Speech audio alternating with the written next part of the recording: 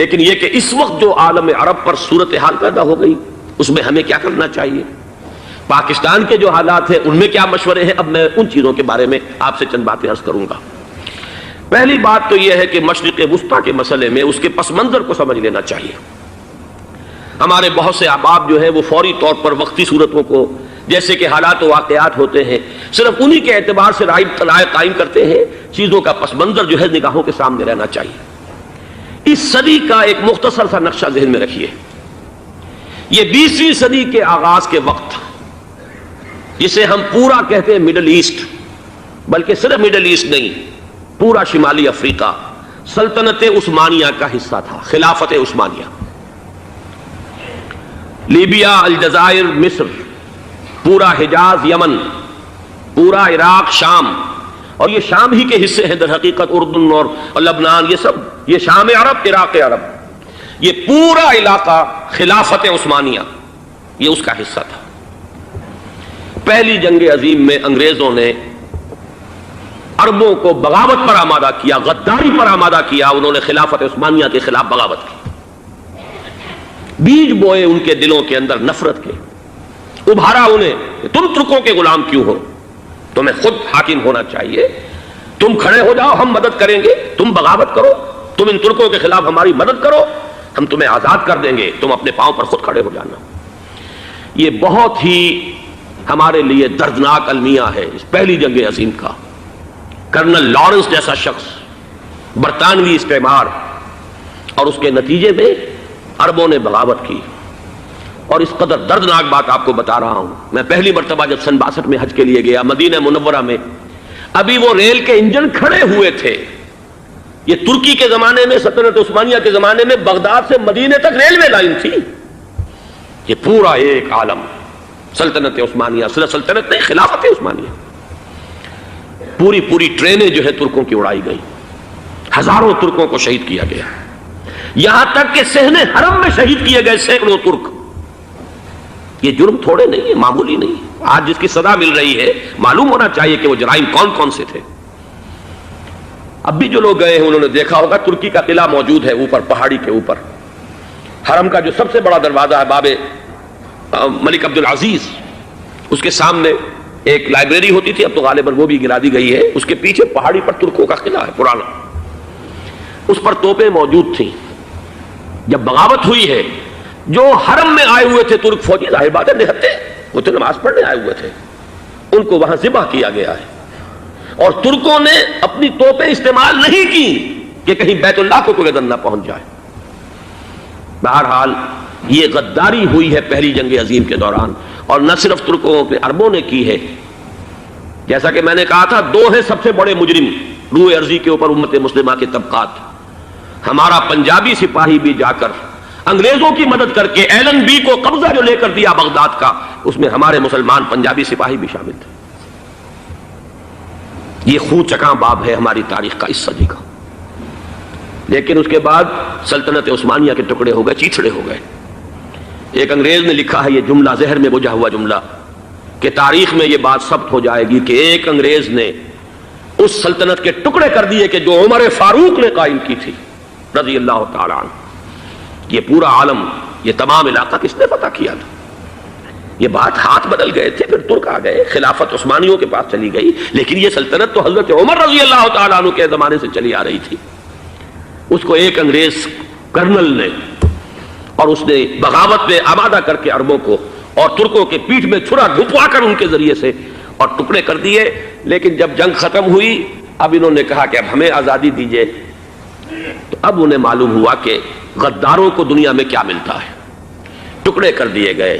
یہ حصہ عراق یہ انگریز کے پاس رہے گا، شام کا یہ علاقہ یہ فرانسیسیوں کے پاس رہے گا، مصر پر انگریزوں کا تسلط رہے گا، لیبیا اطالویوں کے پاس رہے گا، لے دے کر یہ جو علاقہ تھا حجاز، چونکہ وہاں کچھ تھا ہی نہیں، بوادن غیر ذی زرع، یہ عربوں کے پاس چھوڑ دیا گیا۔ اس وقت جو بادشاہ ہیں شاہ حسین اردن کے، ان کے دادا سب سے بڑے غدار وہی تھے، لہذا ان کو اس علاقے کی بادشاہت دے دی گئی۔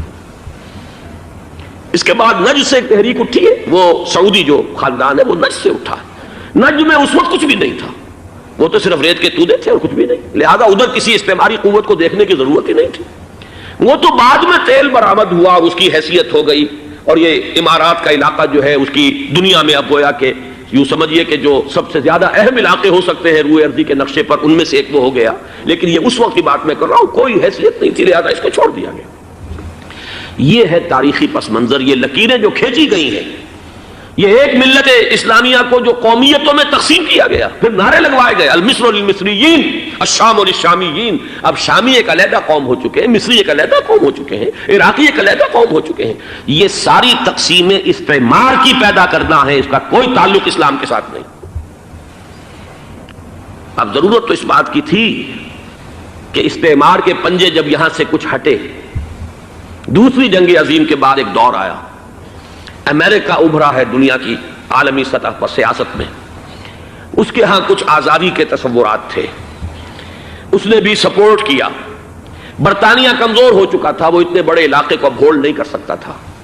ہندوستان بھی آزاد ہوا، پھر یہ کہ اور دوسرے علاقوں سے بھی اس کو پسپائی اختیار کرنی پڑی۔ استعمار کے پنجے جس طرح بھی ہوئے، ان کے سینوں سے، عربوں کے سینوں سے جو ہے گویا کہ وہ ہٹے، لیکن امریکہ نے ایک اپنی بہت بڑی حکمت عملی جو اختیار کی، عالم عرب کے سینے میں اسرائیل کا خنجر پیوست کر دیا، تاکہ یہ کبھی آزاد نہ ہو جائیں، ہمارے انگوٹھے تلے رہے، ہماری پالیسی گورن کرے۔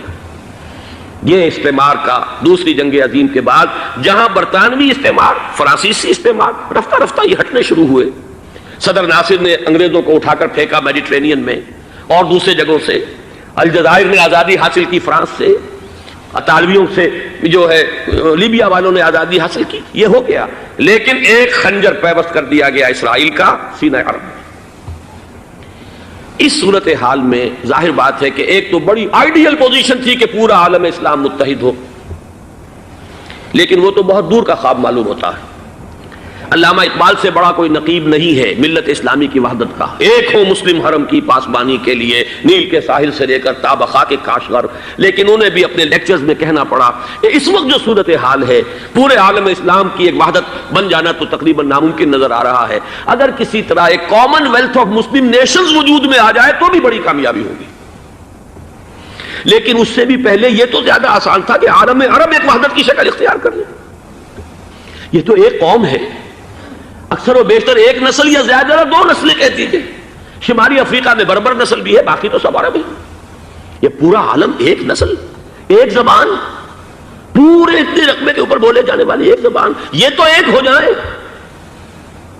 افسوس یہ ہے کہ اس کا ایک ہو جانا، ایک شخصیت ابھری تھی جو مذہبی مزاج کی شخصیت تھی، جو دینی مزاج کی حامل شخصیت تھی، اگر اس کی قیادت میں عالم عرب متحد ہو جاتا تو واقعتاً ایک بہت بڑا جو ہے مرحلہ وہ طے ہو جاتا پوری عالمی ملت اسلامیہ کی ایک وحدت اختیار کرنے کا۔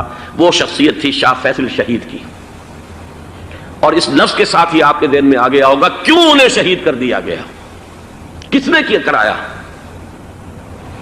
کہاں سے تعلیم حاصل کر کے آیا تھا وہ جس نے شہید کیا شاہ فیصل شہید کو، اس کی گردن پر کون سوار تھی، وہ یہودی لڑکی کے جس کے فوٹو بھی شائع ہوئے، ایک گردن پر اٹھائے کھڑا ہوا شہزادہ اپنی ایک یہودی دوست کو، لڑکی کو، اور وہی ہے کہ جس نے جا کر پستول سے شہید کیا ہے۔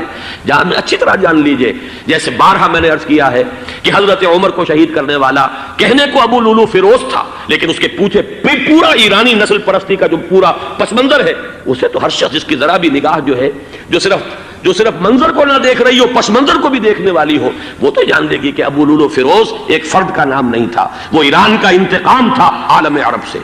بالکل اسی طریقے سے یہ امریکی استعمار کا ہتھ کنڈا تھا، اسے محسوس ہوا۔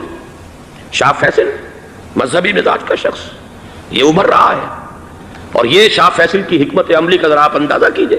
لاہور میں سمٹ کانفرنس ہوئی، اس میں وہ آئے، سب سے ٹاورنگ پرسنالٹی پورے اس وقت عالم اسلام کے اندر شاہ فیصل کی تھی، اور وہ گویا کہ ایک بہت ہی جس کو کہا جائے کہ ایک بہت ایلڈرلی، ایک بزرگانہ ایک شخصیت جو ہے، اور انہوں نے اپنی دولت کے دروازے، عرب میں وہ مشہور تھے کہ نہایت خسیس اور بخیل انسان ہے، اس لیے کہ وہاں وہ خرچ کرتے تھے حساب کتاب کے ساتھ، لیکن ان کے خزانے کھلے ہوئے تھے عالم اسلام کے لیے، ادھر بھی مدد ہے، ادھر بھی مدد ہے، ادھر بھی کام ہو رہا ہے، ادھر بھی کام ہو رہا ہے۔ پھر انہوں نے تیل کا ہتھیار استعمال کر کے ایک دفعہ امریکہ کو دن میں تارے دکھا دیے تھے، لہذا ان کا ہٹایا جانا سین سے یہ امریکی استعمار کے لیے لازم تھا۔ اب لے دے کر رہ گئے کون؟ سیکولر مزاج کے لوگ۔ پہلی اٹمپٹ جمال عبد الناصر نے کی، ناکام ہو گیا۔ قذافی صاحب نے کوشش کی کہ وہ ان کی جانشینی حاصل کر لے، ناکام ہو گیا۔ اب ایک تیسری شخصیت صدام حسین کی، ملحد ہے، اسلام سے کوئی سروکار نہیں، باس کا فلسفہ، سیکولرزم پلس عرب نیشنلزم، یہ اصول ہے۔ لیکن یہ ہے کہ یہ شخصیت ابو بکر ایسی آئی ہے کہ اس سے اس وقت یہ جان لیجئے، میں امریکہ میں بھی عربوں سے مل کر آیا ہوں، سعودی عرب میں بھی اب میں وہ دیکھ آیا ہوں، نوجوان نسل جو ہے عربوں کی، پورا جو دوسرے عرب ممالک ہیں جہاں پر کہ مذہب کا اتنا چرچا ہی نہیں ہے، پورا فلسطینی عرب، جارڈن کے عرب، شامی عرب عوام، وہ سب کے سب صدام کے پیچھے ہیں اس وقت، اس لیے کہ انہیں نظر آ رہا ہے کہ ایک شخص پھر ایسا پیدا ہو کر سامنے آ گیا ہے جو شاید عالم عرب کو پھر یونائٹ کر دے۔ اور یہ ہے اصل وہ شے کہ جو امریکہ کے لیے کسی صورت میں قابل قبول نہیں۔ دولت کے یہ ذخائر، خلیج کی یہ دولت، سیال سونا اور اس کے ذخیرے، اور یہ کسی طریقے سے یہ امریکہ کے زیر اثر نہ رہے، یہ ہے وہ شے جو اسے برداشت نہیں ہے۔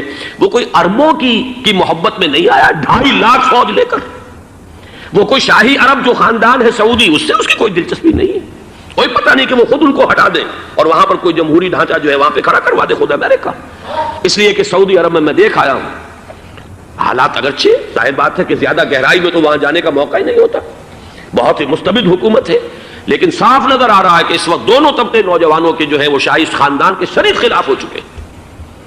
جو وہاں پر جدید مثقف طبقہ ہے، جدید تعلیم یافتہ، جو باہر پڑھ کر آیا ہے امریکہ میں اور کہیں اور وہ کثیر تعداد میں، اب وہ صاف سوال کر رہے ہیں کہ یہ بلینز اور بلینز آف ڈالرز کے جو ہمارا خرچہ آتا تھا، ہمارے ہتھیاروں کے آرڈر جاتے تھے، وہ کہاں گئے؟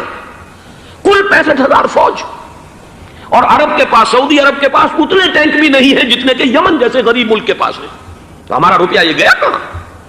یہ ایک سوال ہے جو ہر شخص کے ذہن کے سامنے ہے۔ اب ہمیں اپنے معاملات کو خود سنبھالنا ہوگا۔ اسی طریقے سے جو مذہبی طبقہ ہے، اور وہاں ہے بڑی تعداد میں مذہبی طبقہ نوجوان جن میں بڑا جذبہ ہے، اور ان کا وہ جوش جہاد انہیں جہاد افغانستان تک لے کر آیا ہے۔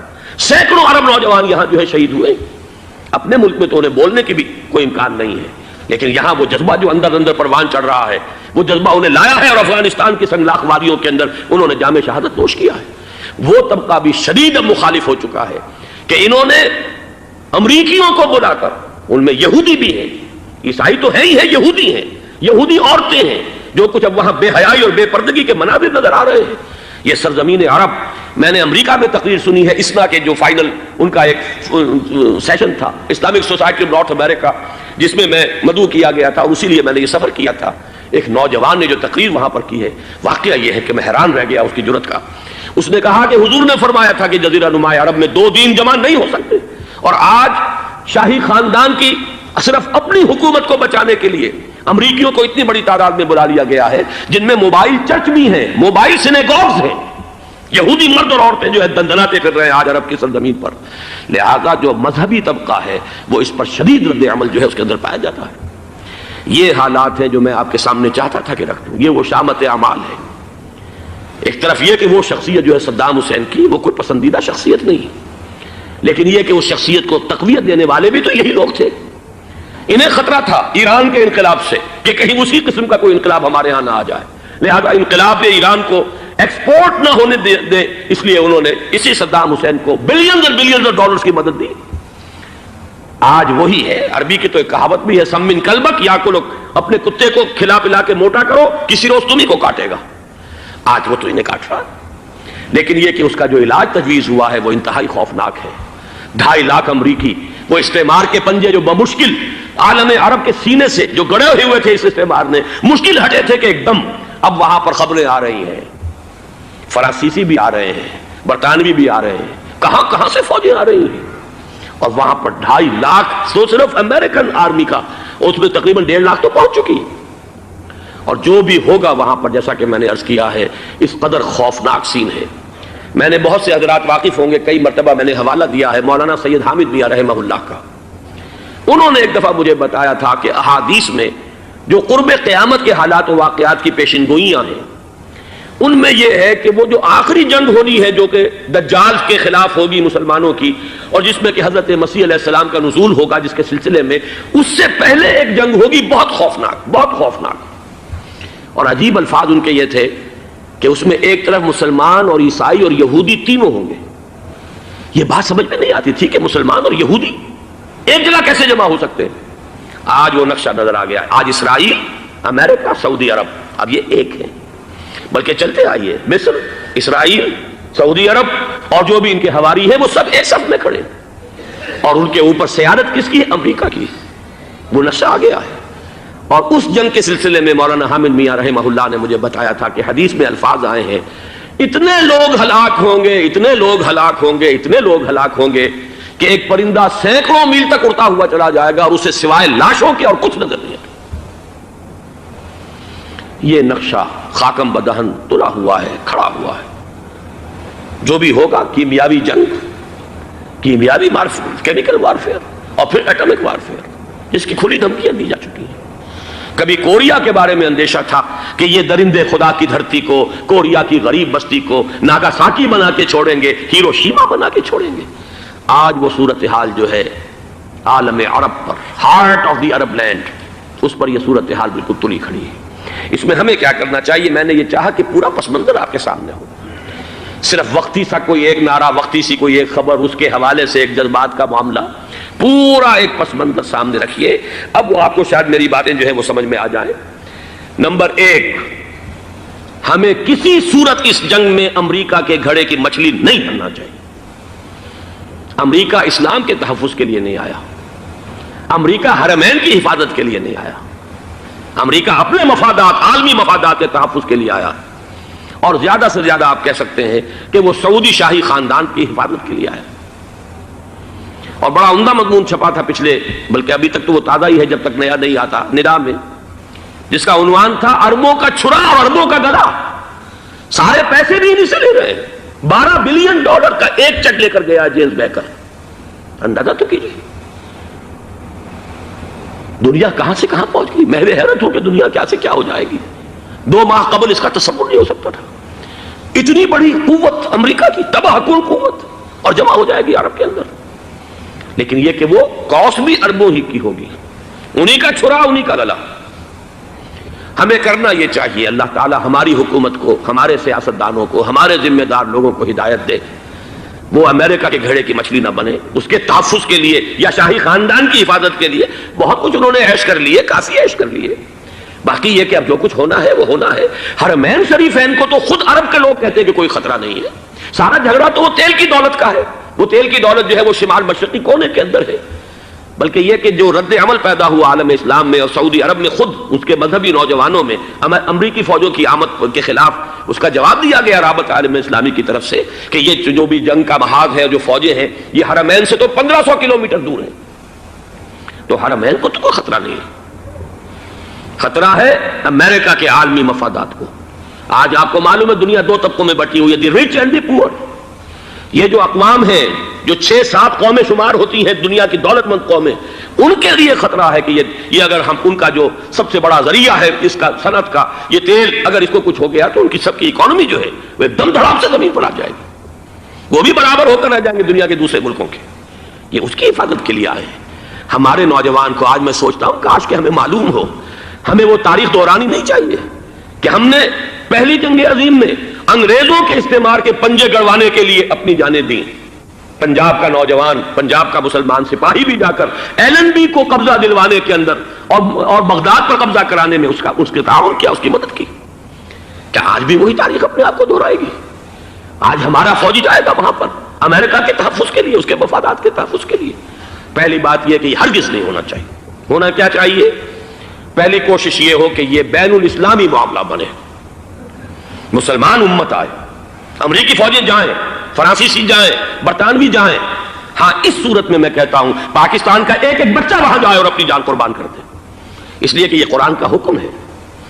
وَإِن طَائِفَتَانِ مِنَ الْمُؤْمِنِينَ اقْتَتَلُوا فَأَصْلِحُوا بَيْنَهُمَا فَإِن بَغَتْ إِحْدَاهُمَا عَلَى الْأُخْرَى فَقَاتِلُوا الَّتِي تَبْغِي حَتَّى تَفِيءَ إِلَى أَمْرِ اللَّهِ فَإِن فَاءَتْ فَأَصْلِحُوا بَيْنَهُمَا بِالْعَدْلِ وَأَقْسِطُوا إِنَّ اللَّهَ يُحِبُّ الْمُقْسِطِينَ۔ امت مسلمہ کو حکم دیا گیا ہے اگر مسلمانوں کے 2 گروہ لڑ پڑے تو تم صلح کراؤ، اور اگر ایک فریق زیادتی پر تلا رہے، اڑا رہے، تو اب سب مل کر اس سے جنگ کرو یہاں تک کہ اسے اللہ کے حکم کے آگے جھکا دو۔ پھر اگر وہ اللہ کا حکم مان لے، صلح پر آ جائے، تو پھر عدل و قسط کے ساتھ ان کے درمیان صلح کرا دو۔ یہ ہمیں حکم ہے، مسلمانوں کو حکم ہے۔ لیکن یہ کہ یہ امریکی آ رہے ہیں اور امریکی استعمار اور امریکی مفادات، اور اس کے لیے جو ہے پاکستان کا مسلمان سپاہی بھی جائے، میرے نزدیک کی کسی صورت میں صحیح نہیں۔ مطالبہ بھی ہو رہا ہے، آج ہی غالباً ایک انٹرویو آیا ہے، شاہ حسین کے بھائی جو ہیں حسن بن طلال، انہوں نے بھی یہی کہا ہے کہ اس کو مسلمانوں کو آپس میں اس معاملے کو طے کرنا چاہیے، اس قضیے کو، امریکی فوجوں کو یہاں سے فوراً واپس جانا چاہیے۔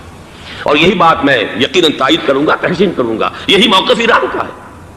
ایران عراق کے خلاف جو یو این او کے سینکشنز ہیں، کہتا ہے ہم اس کی پابندی کریں گے، لیکن امریکہ کو یہاں سے نکلنا چاہیے۔ یہ مسلمانوں کا اپنا معاملہ ہے، وہ آپس میں طے کریں۔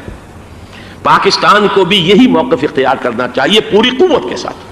اس میں کوئی بھی اگر کمزوری ہو رہی ہے تو در حقیقت یہ گویا کہ ہم امریکی استعمار کے ہاتھ میں اس کا آلہ کار بن کر، کھلونا بن کر استعمال ہو رہے ہیں، جو کہ ہمیں کسی صورت میں نہیں کرنا چاہیے۔ اگر یہ بھی ناکافی ہو تو دوسرا ایک اور مسئلے کا حل موجود ہے، اس سے براڈر سطح پر، کہ غیر جانبدار ممالک اگر کوئی ہے، ان کو بھی اس قضیے کے اندر شامل کیا جائے۔ ایک تحریک تھی کسی زمانے میں، کافی بڑی تھی، لیکن یہ کہ وہ بھی اگر اس کے اندر شامل ہو جائیں۔ لیکن امریکہ، رشیا، یہ تو ظاہر بات ہے سپر پاورز ہیں، ان کے مفادات ہیں، عالمی اور گلوبل مفادات ہیں، لہذا اول تو یہ ہونا چاہیے کہ بین الاسلامی معاملہ بنا کر، اس صورت میں جیسا کہ میں نے عرض کیا، ہماری پوری فوج بھی جائے اللہ پر توکل کر کے، پاکستان کا محافظ اللہ ہوگا، اگر اللہ کے ایک حکم کے اوپر عمل کرتے ہوئے مسلمان یہاں سے جائیں اور جا کر وہاں پر جو ہے اپنی جانیں دینے کو تیار ہو جائیں۔ لیکن اگر یہ اس میں بھی کافی نہ ہو تو جو بھی غیر جانبدار ممالک ہیں ان کو بھی اس معاملے کے اندر شریک کیا جا سکتا ہے۔ بدرجۂ آخر اگر پاکستانی فوج جائے، وہ صرف حرمین شریفین کے گرد و نواح میں ان کو ڈپلوائے کیا جانا چاہیے۔ اگر خدا نہ خواستہ وہاں پر کوئی آنچ آنے کی شکل پیدا ہو جائے تو اس کی، اے ارض پاک تیری حرمت پہ کٹ مرے ہم، اس کے لیے مسلمانوں کو تیار رہنا چاہیے۔ اس لیے کہ بہرحال جہاں تک ارض پاک کی حرمت کا تعلق ہے وہ ہمارے ایمان کا جز ہے۔ باقی برطانوی مفادات، امریکی مفادات، صنعتی ممالک کے مفادات، یا کسی شاہی خاندان کے مفادات، یہ شاہی خاندان یہ تو گرتی ہوئی دیواریں ہیں، جانا ہے آج نہیں تو کل، لیکن یہ کہ اصل معاملہ ہے امت کا، اصل معاملہ ہے امت مسلمہ کا، اصل معاملہ ہے حرمین شریفین کا، لہذا ان دونوں چیزوں کو لازماً گڈمڈ نہ کریں۔ آپ حضرات کے علم میں ہے کہ اس سے پہلے ایران کی طرف سے بار بار مطالبہ ہوا کہ حرمین کو بین الاسلامی کنٹرول میں دے دیا جائے اور سعودی عرب کا اس کے اوپر سے جو انتظامی عمل دخل ختم کر دیا جائے۔ میں نے کبھی تائید نہیں کی، اس لیے نہیں کی کہ میرا مشاہدہ ہے، میں گیا ہوں بارہا، سعودی عرب کی حکومت نے چاہے خود بھی بڑے بڑے محل بنائے ہیں لیکن حرمین کی خدمت کے اندر بھی کوئی کمی نہیں کی، اس پر انہوں نے اربوں ڈالر اس پر بھی خرچ کیا ہے، اس کے اوپر انہوں نے اس حج کے انتظامات پر پوری حکومت جو ہے وہ اپنے آپ کو لگائے رکھتی ہے۔ لہذا اس اعتبار سے کوئی کمی کی بات نہیں وہاں پر آئی کہ جس کے لیے ضرورت ہو کہ ان کا عمل دخل وہاں سے ختم کیا جائے، لیکن یہ صورتحال اب جو پیدا ہو گئی ہے یہ بالکل مختلف ہے، اسے اس کے کانٹیکسٹ کے اندر دیکھا جانا چاہیے، اور اسی کے حوالے سے میں نے چند رائے آپ کے سامنے رکھی۔ اب آئیے پاکستان کی طرف، جو ہمارا اصل مسئلہ ہے، اس کے تو ہم سب سے بڑے ذمہ دار ہیں، اس کی بھلائی ہے تو، برائی ہے تو، اس میں خیر آتا ہے تو وہ بھی ہماری کوشش اس کے لیے ضروری ہے، اور کوئی شر پیدا ہوتا ہے تو اس کی ذمہ داری بھی ہم پر آئے گی۔ اس کے ضمن میں چند باتیں عرض کر رہا ہوں۔ شدید ترین خطرہ ہے، جیسا کہ میں عرض کر چکا ہوں، کہ بھارت حملہ کرے گا۔ مجھے تو تقریباً یہ رائٹنگ آن دی وال کے مانند ایک فیصلہ نظر آ رہا ہے، بلکہ آج میں کسی سے کہہ رہا تھا کہ اگر اب نہیں تو پھر کبھی بھارت حملہ نہیں کر سکتا۔ اس کے لیے سچویشن بالکل رائٹ ہے۔ 2 مرتبہ ایکسرسائز کر چکا ہے وہ، خاص ٹارگٹ بنا کر حیدرآباد کو، اور اس کے پیش نظر ہے سندھ میں جو بھی خلفشار ہے اسے اس کے علم میں ہے، جو بھی تصادم ہے۔ اب بھی اگرچہ اس وقت کی جو ہماری اندرونی سیاست ہے یہ اس کا کرشمہ سامنے آیا ہے کہ جی ایم سید صاحب کو ایگزونریٹ کیا جا رہا ہے، ان کو محب وطن کا خطاب دوبارہ دیا جا رہا ہے۔ وہ شخص جس نے اسلام کے خلاف انتہائی زہریلی باتیں کی ہیں، وہ شخص جس کی کتاب اب پاکستان ٹوٹ جانا چاہیے، وہ لاکھوں کی تعداد میں ہندوستان سے چھپ کر آئی ہے، یہاں تقسیم ہوئی ہے، آج اسے سند دی جا رہی ہے۔ یہ ہے ہماری اندرونی سیاست کے کرشمے، میں اس پر تفصیل سے نہیں جانا چاہتا، لیکن اس شخص کی دیکھیے، وہ جو علامہ اقبال کا شعر ہے کہ بت کرے میں برہمن کی پختہ زناری بھی دیکھ، دیکھ کعبے میں شکست رشتہ تسبیح شیخ اور بت قدے میں برہمن کی پختہ زناری بھی دیکھ کہ نظر یہ آ رہا ہے کہ اس نے رہا ہوتے پہلا بیان یہ دیا ہے کہ ہماری پہلی ترجیح یہ ہے کہ پاکستان ٹوٹ جائے اور ہندوستان کے ساتھ ہم ایک انڈیپینڈنٹ اسٹیٹ کی حیثیت سے کنفیڈریشن قائم کریں، سندھو دیش confederation with India independent of Pakistan. پھر دوسری ترجیح بھی ہے، تیسری آخری ترجیح یہ ہے کہ پاکستان کو 5 ریاستوں میں تقسیم کر دیا جائے اور ایک لوز کانفیڈریشن ہو، بس اس کے سوا کچھ نہیں۔ 5ویں بھی وہ اردو والوں کے لیے نہیں، مہاجرین کے لیے نہیں، ان کے لیے تو ان کے پاس کچھ نہیں ہے۔ 5ویں بھی پنجاب میں سے کاٹ کر سرائیکی صوبہ بنایا جائے اور سندھ میں تو بہرحال اردو بولنے والوں کو سندھی بن کر رہنا ہوگا۔ یہ اس شخص کا رہائی کے بعد بھی بیان ہے جسے آپ سند دے رہے ہیں کہ وہ محب وطن ہے، اور وہ غدار نہیں ہے، وہ پاکستان کا مخالف نہیں ہے۔ بہرحال یہ حالات جو ہے انتہائی خوفناک ہیں ہمارے۔ آج کشمیر میں جو صورتحال ہے ہندوستان کے لیے انتہائی تشویشناک ہے۔ جو بدنامی اس کو مل سکتی تھی مل چکی ہے، اور یہ آپ نے دیکھ لیا وہ امریکہ بہادر جو 1.5-2 لاکھ آدمی لے کر پہنچ گیا سعودی عرب میں، اس نے انگلی تک نہیں اٹھائی ہے کہ کشمیر میں بھارت کیا کر رہا ہے۔ یہ ہے ان کی ڈبل سٹینڈرڈز، یہ ہے ان کی بے ایمانیاں کہ بھارت جو کچھ کر رہا ہے وہاں۔ آج اگر ظلم ہو رہا ہے کویت میں عراقیوں کے ذریعے، پورے ورلڈ ٹیلی ویژن پر، CNN پر، فلاں پر اور اخبارات میں، آج بھی ایک لمبا مضمون میں نے اخبار میں پڑھا ہے، لیکن یہ ہے کہ کشمیر میں کیا ہو رہا ہے کہیں تذکرہ نہیں ہو رہا۔ یہ ہے دنیا کے اندر دیانت اور امانت اور شرافت کا حال، اور بین الاقوامی سیاست جو ہے اس کے ڈبل سٹینڈرڈز۔ لہذا جو بدنامی بھارت کو آ سکتی تھی وہ آ چکی ہے۔ ہندوستان سے ایک نوجوان مسلمان صحافی دہلی سے آئے تھے، نئی دنیا ایک پرچہ نکلتا ہے اس کے طرف سے وہ دورہ کر کے گئے ہیں، مجھ سے بھی لاہور میں ملے تھے، تقریباً 1 مہینہ 1.5 مہینہ ہوا۔ ان کے الفاظ سن کر میں کانپ گیا تھا۔ انہوں نے کہا تھا کہ بھارت کی حکومت اس کے اوپر تلی ہوئی ہے کہ چاہے ایک اور آخری کشمیری کو بھی ہلاک کرنا پڑے، وہ کشمیر کے اندر کبھی بھی کوئی معاملہ جو ہے کشمیر کی آزادی یا کشمیر کو پاکستان کے لیے جانے کے لیے تیار نہیں ہے۔ کیا بگڑے گا اس کا؟ آپ سمجھیے کہ اگر 80-90 کروڑ قوم کی ایک قوم ہے، 1 کروڑ آدمی ختم کر دیں، ان کا دل تو جو ہے اس پہ دکھے گا نہیں۔ حال ہمارا یہ ہے کہ ہم تو کوئی چیلنج بھی نہیں کر سکے، ہم تو اپنی صفائی دیتے رہے کہ نہیں ہمارا کوئی ہاتھ نہیں ہے، ہم نے کچھ نہیں کیا ہے، ہمارا کوئی اس کے اندر عمل دخل نہیں ہے، بس یہی ہماری ڈپلومیسی کا شاہکار رہا ہے۔ یہ حال ہے پاکستان کا۔ لہذا بھارت کا وہ معاملہ جو ہے، میں نے جیسا کہ آپ کے سامنے مختلف فیکٹرز گنوا دیے تھے، اندرونی اس کی سیاست، اندرونی خلفشاں، وہ تو اب آ کر رہے گا۔ اللہ یہ کہ اللہ تعالیٰ کے قبضہ قدرت میں ہر شے ہے، وہ ٹال دے تو ٹال دے۔ مجھے اقبال کا وہ شعر یاد آ رہا ہے، تقدیر تو مبرم نظر آتی ہے ولیکن پیران کلیسا کی دعا ہے کہ یہ ٹل جائے۔ ہم دعا کریں کہ یہ ٹل جائے وقت، لیکن یہ ہے کہ تقدیر مبرم نظر آ رہی۔ اس حالت میں ہمیں کیا کرنا چاہیے؟ نمبر 1 یہ کہ سب سے اہم شے ہے قومی یکجہتی، اور قومی یکجہتی کے اعتبار سے انتہائی خوفناک مرحلہ آ رہا ہے انتخابات کا۔ انتخابات میں تو کچھ نہ کچھ فساد، کچھ نہ کچھ دنگا، کچھ نہ کچھ ہنگامہ، ایک دوسرے کے خلاف کیچڑ، ایک دوسرے کے خلاف الزامات، بوچھاڑ، یہ تو بڑھتے ہیں۔ بھارت میں بھی قتل و غارت گری ہو جاتی ہے کچھ نہ کچھ۔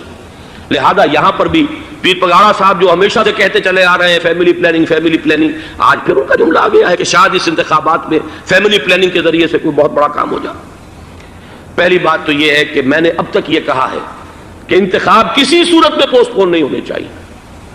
اب بھی میں یہ کہتا ہوں کہ اگر تو انتخابات کا بدل صرف ایک ہے اور وہ مارشل لا ہے، تو پھر مارشل لا سے تو بہتر ہے کہ وہ انتخابات ہوں چاہے اس میں کوئی خلفشار بھی ہو، اس لیے کہ مارشل لا کا مطلب جو ہے وہ تو سندھ کے اندر ایک ناگزیر دھماکہ ہو جائے گا، تباہ کن، خوفناک، اور پھر بھارت کو کچھ کرنے کی ضرورت نہیں ہوگی، کیا کرایا اسے سارا معاملہ سندھ کے اندر سے مل جائے گا۔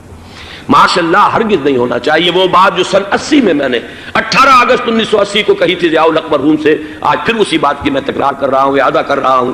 مارشل لا پاکستان کے لیے سوسائڈل ہے، لیکن ایک آلٹرنیٹ سامنے آیا ہے۔ ایک تو پشاور ہائی کورٹ کا ورڈکٹ آ گیا، اور یہ کہ کچھ اور لوگوں کی طرف سے بھی باتیں آئی ہیں۔ 1-2 دن ہوئے ہیں، جنگ میں 2 اہم سرخیاں تھیں، اور وہ بڑے اونچے حلقہ جو ہمارا فوج کا اونچا حلقہ ہے اس کی طرف سے، اگرچہ نام کسی کا نہیں تھا۔ ایک تو یہ کہ ماشاء اللہ یہاں کسی صورت نہیں لگے گا، دوسرے یہ کہ کوئی قومی حکومت کی تشکیل جو ہے اگر کسی طرح ہو سکتی ہو تو وہ اس وقت کا حل ہے، اور وہ اسی شکل میں ممکن ہے۔ اگر تو الیکشن آپ پوسٹ پون کرتے ہیں اور اسمبلیاں پرانی بحال نہیں کرتے تو پھر تو اس کا مطلب یہ کہ ہمارا کانسٹیٹیوشن ایبروگیٹ ہو گیا اور اس کا آلٹرنیٹ سوائے ایک مارشل لا کے اور کوئی نہیں ہے۔ لیکن اگر صدر اسحاق صاحب ہمت کر لیں ملک کے حالات کو دیکھ کر، جو اس وقت صورتحال ہے، جو خطرات ہیں بارڈر پر، ان کو دیکھتے ہوئے یا تو یہ کہ عدالتوں کے ذریعے سے اسمبلیاں بحال ہو جائیں، اس میں حکومت زیادہ رکاوٹ نہ ڈالے، یا یہ کہ خود صدر صاحب واپس لے سکتے ہو قدم تو واپس لے لیں، لیکن یہ کہ تمام پارٹیز سے یہ پہلے عہد لے لیا جائے کہ وہ ایک قومی حکومت کی تشکیل کریں گے۔ یہ وہ بات ہے، آپ کو یاد ہوگا مرزا اسلم بیگ صاحب، انہوں نے بالکل شروع میں سن 88 کے الیکشن کے بعد کہا تھا کہ نیشنل گورنمنٹ فارم کی جانی چاہیے۔ اس وقت تو کسی نے دھیان نہیں دیا، پیپلز پارٹی بڑے نشے میں تھی، اس کو خاص طور پر سندھ میں جس طرح کا واک اوور ملا تھا، اس کا ایک نشہ تھا اس کے دماغ پر، اس لیے وہ سوچنے پر تیار نہیں ہوئی۔ لیکن یہ کہ وہ جو ایک فارسی میں کہا جاتا ہے کہ ہر چے دانا کنت کنت نادا لیک بعد از خرابی بسیار، اب اس خرابی بسیار کے بعد بھی اگر عقل آ جائے اور ایک نیشنل گورنمنٹ بنائی جا سکے اور اس کے حوالے سے الیکشن کو پوسٹ پون کیا جا سکے، تو میرے نزدیک یہ رائے پوری قوت کے ساتھ دی جانی چاہیے، پیش کی جانی چاہیے، اس لیے کہ الیکشن اس وقت جس خلفشار کا سبب بن جائے گا، ذریعہ بن جائے گا، اس کو تو گویا کہ اور بھارت کے جو گھناونے عزائم ہیں ان کو اور تقویت دینے کا سبب اور ذریعہ بن جائے گا۔ دوسری بات یہ، اس قوم کے اندر جذبہ جہاد، وہ ڈیفینسو جہاد، دفاعی جہاد، جس کے بارے میں کوئی دو رائے نہیں ہو سکتی کہ اس کے لیے جو جان بھی دی جائے گی وہ شہادت کی موت ہوگی، اس لیے کہ حضور کی حدیث ہے من قتل دون مالہ فہو شہید، جو شخص اپنے مال کی حفاظت کرتے ہوئے مارا گیا مسلمان وہ شہید ہے۔ تو ظاہر بات ہے کہ اپنی آزادی کا تحفظ جو ہے وہ مال کے تحفظ سے زیادہ اہمیت رکھنے والی شے ہے۔ ایک جذبہ جہاد پیدا کیا جائے اور ایک پیپلز آرمی یہاں پر کھڑی کی جائے، عوامی فوج صرف نہیں کر سکے گی تحفظ جب تک کہ پوری قوم جو ہے وہ فوج کی شکل اختیار نہ کر لے، لیکن ظاہر بات ہے کہ اس کا بھی امکان اسی صورت میں ہوگا جبکہ کوئی ایسی حکومت وجود میں آ گئی ہو کہ جس میں وہ اپوزیشن اور گورنمنٹ کا جھگڑا جو ہے وہ اوپر نہ چل رہا ہو، وہ آپس کی محض آرائی نہ ہو، تبھی کوئی پیپلز آرمی جو ہے اس کا تصور جو ہے سامنے آ سکتا ہے۔ اللہ تعالیٰ توفیق دے کہ ہم اس کو بھی کر سکیں۔ آخری بات، آج میں سوچ رہا تھا کہ حضور کو اللہ تعالیٰ نے 2 تلواریں دے کر بھیجا تھا، ایک تلوار قرآن، جاہدہم بہی جہادا کبیرا، اے محمد یہ ہے آپ کی تلوار، اس کے ذریعے جہاد کیجئے، قلع قمع کیجئے جاہلیت قدیمہ کا بھی، قلع قمع کیجئے جاہلیت جدیدہ کا بھی، اور یہ بے یقینی کو رفع کیجئے، ایمان پیدا کیجئے۔ یہ ہے کہ جو آج ہمارے پاس وہ جہاد بالقرآن کے حوالے سے ہے۔ اور دوسرا ہتھیار تھا دین حق، هو الذی ارسل رسولہ بالہدی ودین الحق لیظہرہ علی الدین کلہ، وہ نظام عدل اجتماعی، وہ جو واقعہ یہ ہے کہ اگر اس کا نمونہ دنیا کو دکھا دیا جائے تو پوری دنیا اسے قبول کرے گی، اس لیے کہ دنیا تو پیاسی ہے، دنیا مختلف نظاموں کو ٹرائی کر کے تھک چکی ہے۔ اس نے جمہوریت کا تجربہ بھی کر لیا ہے جس نے سرمایہ داروں کی آمریت کی شکل اختیار کر لی، دنیا نے کمیونزم کا تجربہ بھی کر لیا ہے، وہاں سے بھی پسپائی اختیار کر رہی ہے نوع انسانی، لیکن یہ کہ وہ نظام عدل اجتماعی تو ہمارے پاس تھا۔ پچھلے سال آپ کو یاد ہوگا یہاں پر دسمبر کے مہینے میں اس کے اوپر سیمینار ہوئے تھے، سیاسی نظام، معاشی نظام، معاشرتی نظام، اخلاقی نظام، وہ پورا نظام زندگی جو ہے وہ ہمارے پاس ہے جس کے لیے یہ ملک لیا گیا تھا، اسلامی انقلاب برپا کر کے، اور یہاں پر اس دین کو قائم کیا جائے۔ میں چند باتیں بھارت کے حوالے سے کہنا چاہتا ہوں۔ بھارت کے سلسلے میں ہم سے بہت بڑی بڑی کوتاہیاں ہوئی ہیں ہندو قوم کے حوالے سے۔ پہلی کوتاہی یہ ہوئی کہ ہم نے 800 یا 1000 برس تک حکومت کی، اگرچہ صوفیاء نے کچھ تبلیغ کی یہاں پر، لیکن علمی سطح پر، انٹلیکچوئل لیول پر کوئی تبلیغ کا کام نہیں کیا۔ ہندوؤں کی جو اعلیٰ ذات کے لوگ ہیں، اور ہندو ذہن ہے فلسفیانہ ذہن، اس فلسفیانہ ذہن کو ہم نے کبھی سمجھنے کی کوشش نہیں کی، اس تک ہم نے دین کی دعوت کو نہیں پہنچایا۔ ہم نے جہاد بھی سیف کر کے انہیں زیر تو کر لیا، ان پر حکومت تو کی، لیکن یہ ہے کہ جہاد بالقرآن کے ذریعے سے ان کے نظریات، ان کے افکار، ان کے عقائد، ان کے نظریات باطلہ کا علاج نہیں کیا۔ یہ ایک بہت بڑا جرم تھا کہ ہم نے یہاں پر 1000 برس تک حکومت کی لیکن یہ فرض منصبی ادا نہیں کیا۔ اس ضمن میں آپ سے عرض کروں کہ پچھلے سال جب میں گیا تھا انڈیا، مولانا علی میاں سے مدظ اللہ العالی میری ملاقات ہوئی، میں نے انہیں ایک مشورہ دیا، وہ چونک گئے، انہیں مشورہ پسند بھی کیا، یہ مجھے نہیں معلوم کہ اس پر عمل کیا یا نہیں۔ میں نے ان سے عرض کیا کہ آپ ندوۃ العلماء میں سنسکرت کی تعلیم لازم کر دیں تاکہ یہاں کا عالم دین جو نکلے وہ ہندو جو مذہب کی کتابیں ہیں ٹاپ کی امہات کتب ان کو بھی سمجھ سکتا ہو۔ جب تک آپ ہندو ذہن کو نہیں سمجھیں گے اسلام اس کے سامنے پیش نہیں کر سکتے۔ لہذا ایک کام تو ہمیں یہ کرنا ہے، اور میں نے شاید آپ میں سے جو حضرات بھی میثاق پڑھتے ہیں ان کے تو علم میں یہ بات ہوگی کہ میں نے شاہ ولی اللہ دہلوی رحمۃ اللہ علیہ کا ایک قول جو ہے نقل کیا ہے، ہندوستان ہی کے ایک رسالے میں وہ ان کا قول جو ہے اس کو کوٹ کیا گیا تھا، وہاں سے میں نے نقل کیا کہ انہوں نے فرمایا کہ ایک وقت آئے گا کہ ہندو قوم کے اعلیٰ ذات کی اکثریت اسلام قبول کر لے گی. اللہ کرے کہ وہ کام ہو. وہ بھی ہوگا تو جہاد بالقرآن کے ذریعے سے ہوگا. دوسری دو کوتاہیاں کیا ہوئی؟ دیکھیے میں اس کی مثال دے رہا ہوں. ہم نے اب تک اسلام کے لیے جو نعرہ بازی کی ہے اس کا نتیجہ یہ نکلا، ہندو کو ہم نے بیدار کر دیا، چوکنا کر دیا، منظم کر دیا، اپنے خلاف کھڑا کر دیا، اور ہم نے کچھ کیا نہیں. اس کی ایک سادہ مثال دے رہا ہوں. چپ راس چپ، چپ راس چپ، خاکسار تحریک، دہل گیا تھا پورا ہندوستان. واقعہ یہ کہ دہل گیا تھا. وہ تحریک تو اس کے بعد ختم ہوئی، اب آثار قدیمہ میں کہیں رکھی ہوئی ہے. لیکن ہندو نے اس وقت سے RSS شروع کی، ہندو کو جگہ دیا. RSS جوابی تحریک تھی خاکسار تحریک کے مقابلے میں، اور وہ 60 برس ہو گئے مسلسل کام کر رہے ہیں. وہ تحریک موجود ہے اور اب وہ بہت بڑی فارمیڈیبل فورس بن چکی ہے ہندوستان کے اندر. اسی طرح دوسری بات عرض کر رہا ہوں، ہمارے ہاں اسلام کا نعرہ، اسلامی نظام، اسلامائزیشن، حکومت، قانون، یہ پہلے تو لگا کرتا تھا اپوزیشن کے پلیٹ فارم سے. 11 برس جو تھے ہمارے مرحوم ضیاء الحق صاحب کے، وہ ایوان حکومت سے یہ نعرہ لگا. نتیجہ یہ نکلا ہندوستان میں رام راشٹر کی تحریک کھڑی ہو گئی جوابی رد عمل کے طور پر. ہم نے تو کچھ کیا بھی نہیں سوائے کچھ کاسمیٹک تبدیلیاں، کچھ اوپر کی تبدیلیاں، کچھ رنگ و روغن، کچھ عید میلاد النبی زیادہ شوق سے اور زیادہ شان سے بنانی شروع کر دی، کچھ اور ہم نے اس طرح کے جو ہے وہ تقریبات کا آغاز کر لیا. باقی وہ اسلام کا نظام، وہ نظام تو ہم نے قائم نہیں کیا. میں نے جو حضرات واقف ہیں مجھ سے، انہیں یاد ہوگا یہ کہ میں سن 80 میں پہلی مرتبہ بھارت گیا تھا پاکستان بننے کے بعد. سن 47 نومبر میں نے کراس کیا تھا from east Punjab to west Punjab. Pakistan آیا خون اور خاک آگ کے دریا عبور کر کے. 33 برس کے بعد میں گیا تھا واپس ہندوستان پہلی مرتبہ سن 80 میں. واپس آ کے جو میں نے تقریر کی تھی اس کے چند چیزیں یاد ہوں گی بہت سے حضرات کو. میں نے کہا تھا میں نے 2 چیزیں بڑی اچھی دیکھی ہندوستان میں، جس سے ہندوستان میں مسلمانوں اور اسلام کے مستقبل کے بارے میں جو بہت زیادہ اندیشے اور خطرے تھے وہ دور ہو گئے. ایک یہ کہ ہندوستان میں بھی کوئی ایک نیشنلزم پیدا نہیں ہو سکا، بلکہ ریجنلزم ہے، علاقائیت ہے، لوگوں کے ذہن کے اندر علاقائیت ہے. اگر ایک مرکزی نیشنلزم پیدا ہو جائے تو بھارت بہت بڑی طاقت بن جائے گا، پورے علاقے کے لیے بہت بڑا خطرہ بن جائے گا. دوسری بات میں نے یہ عرض کی تھی کہ اللہ کا شکر ہے کہ ہندو مذہب کا کوئی ریوائول وہاں نہیں ہوا. بائی اینڈ لارج انڈین ہندو جو ہے وہ سیکولر ذہن کا ہے، مذہب کا احیاء وہاں نہیں ہوا. یہ سن 19 کی بات میں کہہ رہا ہوں، اس لیے کہ مذہب کا اگر احیاء وہاں ہو جائے تو مسلمان کے لیے بڑے خطرے کی بات ہو جائے. لیکن آج میں آپ سے عرض کر رہا ہوں 1990 میں 10 برس کے بعد یہ جو 11 برس تک ہمارے ہاں اسلام کی رٹ لگی ہے، نتیجتاً اب وہاں ملیٹنٹ ہندو ریوائولزم ایک بہت بڑی قوت بن کر آ چکا ہے. ہم نے کچھ کیا بھی نہیں، نعرے لگائے. اور وہاں بی جے پی اب اگلے الیکشن کے اندر وہ یقین رکھتی ہے کہ اس کی حکومت ہوگی. اس وقت بھی بی پی سنگھ کی حکومت جو ہے اسی کے بل پر کھڑی ہے. میری ملاقات ریاض میں ایک ہوئی ہے مراد آباد کے نوجوان سے، اور گفتگو کے آخر میں وہ رو پڑا کہ ہم ہندوستانی مسلمان کیا کریں، ہم تو ایک ایسی صورتحال سے دو چار ہو گئے ہیں کہ کوئی صورت ہمیں نظر نہیں آ رہی بچاؤ کی.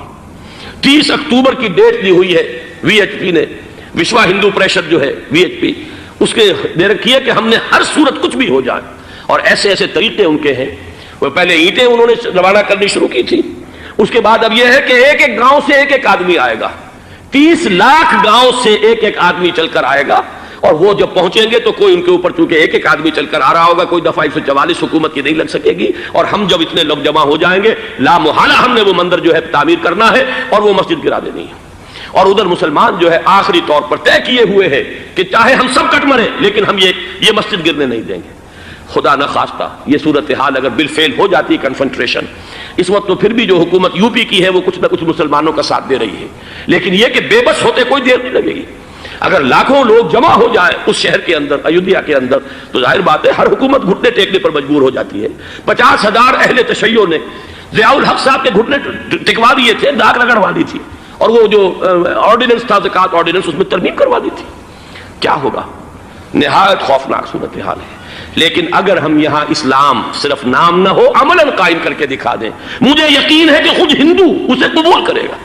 یہ تو نعمت ہے، یہ راحت ہے، یہ نظام عدل ہے، یہ تو بہترین حل ہے ہمارے تمام مسائل کا. لیکن یہ کہ اگر ہم نے وہ کام نہ کیا، وہ اسلامی انقلاب کی طرف پیش قدمی نہ کی، وجاہدہم بہ جہادا کبیرہ کے ذریعے سے ایمان، اور ایمان کے ساتھ اس کا لازمی نتیجہ وہ ایک جد و جہد، انقلابی جد و جہد، اور اس کے نتیجے میں پاکستان میں اسلامی انقلاب لا کر اسلام کے نظام عدل اجتماعی کو قائم کرنا، یہ ہے دوسرا کرنے کا اصل کام، اور یہ ہے در حقیقت کہ جو ہمارے تمام مسائل کا حل ہے۔